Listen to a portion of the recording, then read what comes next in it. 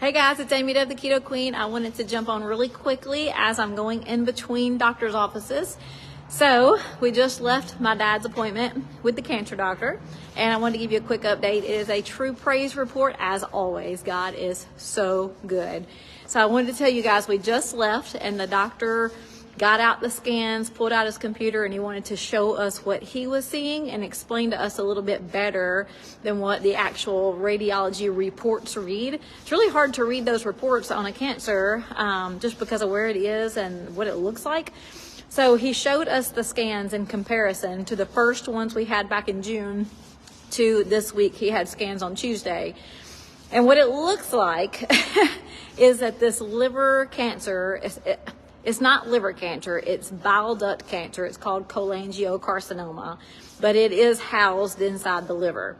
So it's a very rare cancer. If you've been following my page, you know a little bit about this. The survival rate is so super low. But we have been blessed beyond measure by God's goodness, His grace, His mercy, all of your prayers.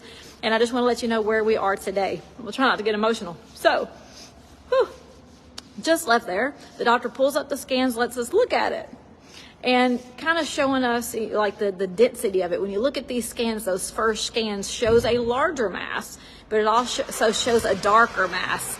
And you can see how the mass is entangled into the bile duct tree, which is why we could not progress with surgery in the beginning, like it was out of the question. It also not only was encapsulating the bile duct where the bile couldn't flow, which was why Dad was so sick in August. His bilirubin was like 18, 18, which is why he had the horrible itching and all the sores and the white poop. Like, it was really bad.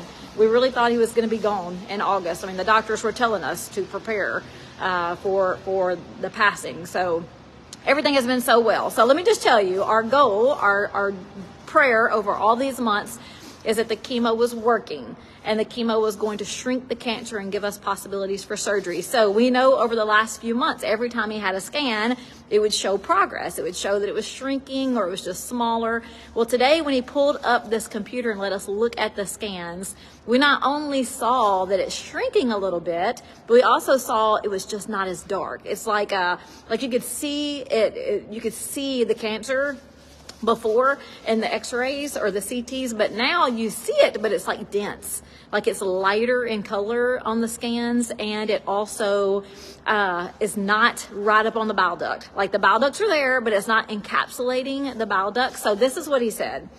He said that he wants us to go back for a surgery consult. He doesn't know if we'll get to have surgery yet, but he wants to send us to Vanderbilt for a surgery consult. And he told us that the surgeon may say, it's still not time yet for surgery, but there are procedures and other things that they can do. And he kind of gave us a description. Like, right now, looking at the x-rays, he said that it's kind of like, it looks kind of like a shriveled cantaloupe. Like, the cantaloupe's been sitting on the counter and it's gotten old and it's kind of like shriveling up. That's kind of like what he feels it's looking like at this point. So you can see it's smaller. You can see it's just not, it's not as dark and scary looking on the x-rays. And we can clearly see that it's not like getting into the bile ducts. So we are praying, and we ask for you to continue praying for that possibility of surgery. They're changing up his medication, so he's not going to be getting chemo anymore. He can only have so much of that chemo. The chemo he's getting is a very serious, very dangerous chemo that he's been doing all this time. So they're going to stop that today. No more chemo. But they're going to continue him on his immunotherapy, but only one time a month. So it's a 30-minute drip, one time a month, that he'll start today and then come back in January. And we're really hoping that we'll get that surgery consult before his next immunotherapy. So we really hope that the doctor can be open to us and get us in there and tell us some good news, as we've been continuously getting. I'm not going to get emotional. I'm just so thankful, so blessed. So strong in faith always, and I've been praying this whole time that Dad can continue to be a testimony for other people. So thank you. Just keep praying.